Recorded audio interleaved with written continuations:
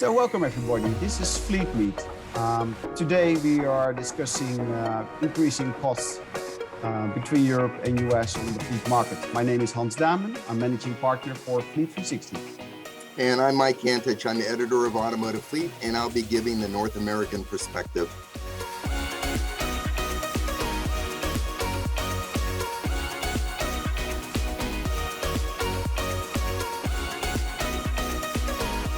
Well, to start a discussion, Hans, this is a universal phenomenon that's happening in both North America and Europe.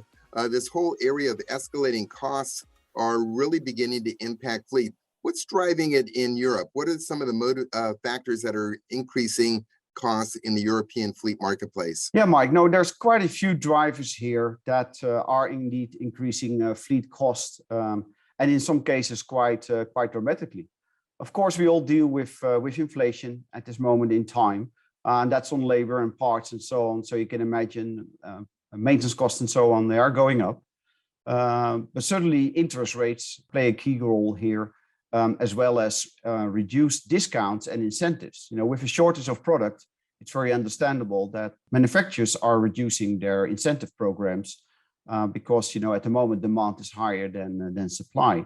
And as a fourth element, what we see is that where more and more multinationals are changing their typical combustion engine fleets into electric and hybrids, with all these new products coming into the market, you know, we see also rather big differences there in the perception of residual values between leasing companies and so on. How does that work in the US? Are you experiencing the same kind of challenges?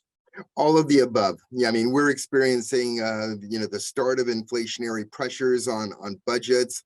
We're experiencing availability issues in getting replacement vehicles, which in turn cascades and creates a whole new series of costs. You know, incentives are reduced because manufacturers no longer have to incentivize buyers in order to buy vehicles because the end user demand is such that it exceeds their production volume that they'll be producing. In addition to that, we have other factors such as fuel. Fuel is a major issue. Commodity prices are going up across the board for key materials such as aluminum, which is used in a lot of upfit products that are mounted on work trucks. You have your overall maintenance expenses with the inability to source replacement vehicles on a timely basis. Many vehicles are being kept in service beyond their normal service life. And that's leading to a whole set of unscheduled maintenance incidents that have not been budgeted for in advance. So in addition to that, you have a spare part shortages. So, you know, the turnaround time for maintenance repair is exceeding. And then the overall complexity of vehicles are such that those systems are very reliable. But if something does go wrong, it takes a long while to diagnose what those issues may be. And plus, we have an overall shortage of technicians in the marketplace. So all of those together kind of creates a perfect storm, so to speak. So, you know, one of the key differences between the North American and the European market is the way vehicles are funded. You know, in terms of funding by a lease, the primary lease that's being used in Europe is a closed-end lease, which requires, you know, the lessor to assume the residual value risk on the vehicle. How is that affecting pricing in Europe, and what is the forecast for the used vehicle marketplace in the foreseeable future? Yeah, interesting indeed, Mike. It is very different between Europe and US in that respect. With closed-end being, the most typical and most used product in Europe. The risk with maintenance costs and tires but also predominantly depreciation is with the leasing companies. So that challenge is at this moment in time to forecast residual values on cars they have not seen before or have not had a track record on. You know, I'm referring now to the new products that are coming out, but also they have to forecast what will happen now to residual values and how will this whole bump that we have on the road now on the shortage of supply and so on affect residual values in the future. Now, it's a bit of a kind of a controversy in the whole debate here because, you know, especially with the current marketplace on residual values, they're going sky high. You know, I can even refer now to a recent press release from ALD where they said that their profits on selling the vehicles is sevenfold to last year. Meaning is that, you know, right now they're making huge profits. But what does that mean for the future, and how are they then absorbing that risk for the future? So yes, the benefit and the balance that we are trying to find here is with fleet managers in a closed-end lease. It doesn't matter what the resale value of a vehicle is, and therefore, they're with no supply of product. They would like to extend, of course, contracts until the vehicle is there that they ordered to replace the vehicle that they are currently running. But with a leasing company, they say, well, if I sell the vehicle now, I have a very good profit. So if I now need to extend the contract, it might very well be that in the 5 or 6 months that you need extra to replace this vehicle, residual values might have dropped again.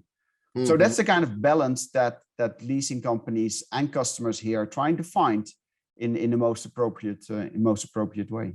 So in North America, we have similar types of situations, different funding methods, of course, but you always get into trouble trying to predict used vehicle prices. You get into trouble trying to predict future fuel prices. There are just too many variables that are involved that could influence things. But one thing you can say about the used vehicle marketplace is if you accept the premise that today's new vehicles are the used vehicles of tomorrow, and with the smaller number of new vehicles that are being sold presently, it pretty much guarantees that we're going to have a constrained used vehicle inventory in North America, at least in the 2 to 3 year time frame from now. So that bodes well for fleets, because you want to have supply below user demand, and I think user demand is going to continue to remain strong in the used vehicle marketplace simply because of these escalating costs. Because these escalating costs are not only on the fleet side, but it's also on the retail side of the business.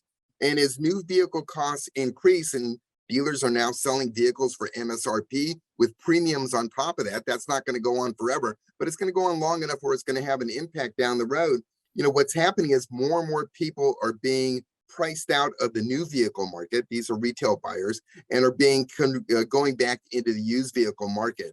Or if they're new vehicle buyers, they're deferring their purchase in the hope that prices kind of settle down or stabilize in the coming years. So on the whole, in North America, the prediction for the foreseeable future is that used vehicle prices will continue to remain strong. Now, there's a lot of talk about the potentiality of a recession, especially that's one of the ways that you kind of temper and control inflation by trying to reduce buyer demand. And it's a delicate line as to how much dampening of that buyer demand you can do without causing a recession. But even if a recession does occur, that bodes well again for the used vehicle marketplace, because traditionally, in recessionary times where people might need replacement vehicles and their budgets are tight, they're going to gravitate towards the used car side of the business versus the new car side of the business. So on the whole, that continues to be the one bright spot in the fleet marketplace in North America, or used vehicle residual values. Great, thanks. But that was very insightful, Mike. Thank you for that. And for our audience, thanks for watching and sticking with us to the end. Highly appreciate it. This is just a start of a series of videos and episodes that we'll be running in the months to come. So if you want to get notified in time that a new episode is being released, just subscribe to the channel. We will have a link on the screen for you to follow through. But more importantly, we would like this to be interactive. So it would be really good if you would have any burning questions you would like to share with us that we can potentially pick up in the conversations we're having and help you with our response. Very good. Yeah, I'm looking forward to it. There are a lot of things to talk about. I always say there are more similarities than there are differences between the North American and European marketplace, but there are key things that we can learn from one another. There are best practices out there, and many times, the different markets provide clues as to what's coming in the future. So that's where I'm very interested in talking with you in the future as to where you see the EV trends going, because without a doubt, Europe is leading in that transition globally in the move towards electrifying vehicle fleets. So thank you, Hans, for joining me, and thank you everyone for watching our presentation, and we'll look for you with our next episode.